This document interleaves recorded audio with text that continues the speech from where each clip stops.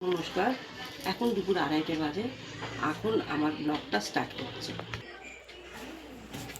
সকালে কাচে হয়েছিল জামা কাপড়, সব শুকনো হয়ে গেছে। এবার এগুলোকে আমি ভাঁজ করবো। দুপুরবেলা এই জামা কাপড় ভাঁজ করবো, বাসন মাজবো। এই করতে করতেই টাইম কেটে যায়, দুপুরবেলা শোয়া হয় না।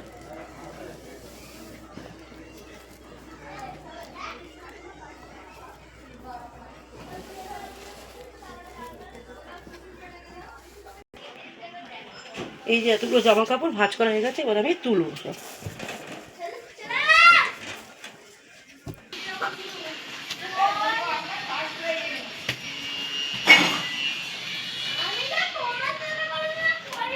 মাইক্রোওয়েভের মাথাটা গোছা থাকে, অনেকদিন গোছানো হবে না। এটা গুছিয়ে পরিষ্কার করে রেখে এই জায়গাটা আমার গোছানো হয়ে গেছে। আর এই পাশে আমার থাকে ঠাকুর।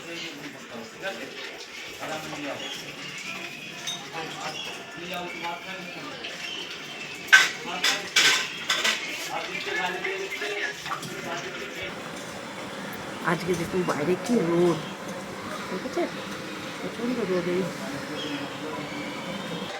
আজকে আমি এই রান্নাগুলো করেছিলাম ফিতে মাছ।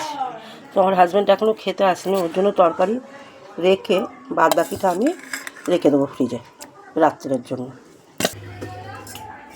করেছিলাম পটল সর্ষে আর দিয়েছিলাম, দিয়ে করেছিলাম। আর করেছি এর মধ্যে রুই মাছের পাতুরি, পোস্ত, চিংড়ি মাছ দিয়ে পটল পোস্ত করেছিলাম। এর মধ্যে সর্ষেও দেওয়া ছিল, দিয়ে একসঙ্গে করেছি। খালি করে রেখে দিই, আমার হাজব্যান্ড এখনও খেতে আসেনি। এইগুলো ফ্রিজে রেখে দিই।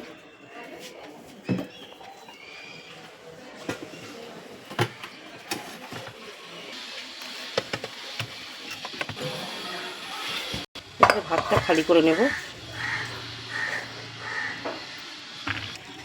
দেখুন ভাত খালি করার পরে এই অবস্থা হয়েছে, যার জন্য আমি এইটা চাপা দেবো না, এইটাই কী করবো, এর মধ্যে বসাবো, বসে ফ্রিজে ঢুকিয়ে দেবো, গরম হয়ে যাবে। না না, এখানেই বাসন শেষ না, চলুন বেসিনের অবস্থা দেখাচ্ছি। এত কাজ করি ভুলেই গেছি ভাতটা ঢোকাতে। চলুন ফ্রিজের মধ্যে যাই। এই হচ্ছে বেসিনের অবস্থা। এবার এগুলো ঝটপট করে ধুয়ে নিই।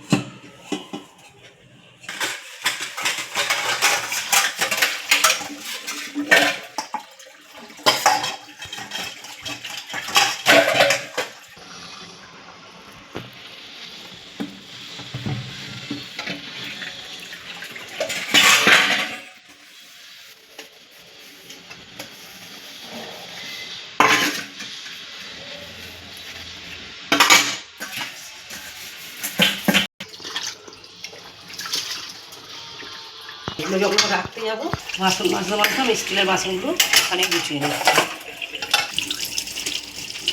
আপনাদেরকে যে বাইরে যে রোদ্দুরটা দেখালাম, ওই রোদ্দুরের ফলটা হচ্ছে আমাদের পাম্পের জলে দেখা যাচ্ছে। জল যেন ফুটছে, হাত দেওয়া যাচ্ছে না, যা গরম হয়ে যাচ্ছে।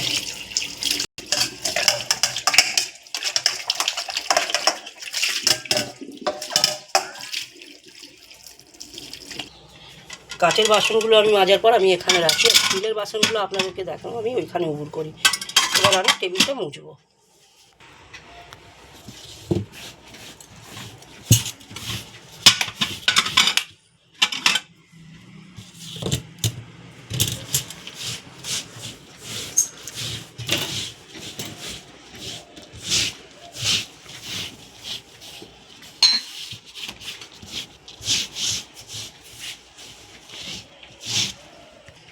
টেবিলটা মোছার পরে এবার আমি গ্যাসটা মুছে নেব। গ্যাস মোছার পরে এবার আমি বেসিনটা ধুয়ে নিই।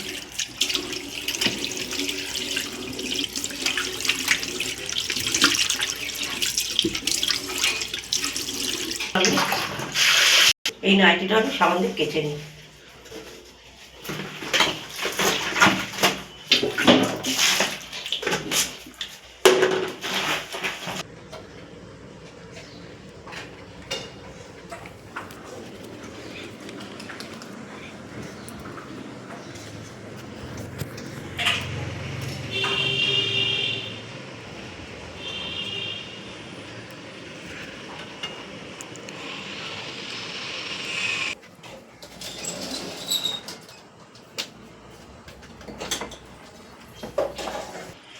নতুন আমি আমার ব্লগটা শেষ করলাম, আবার পরের ভিডিওতে দেখা হবে।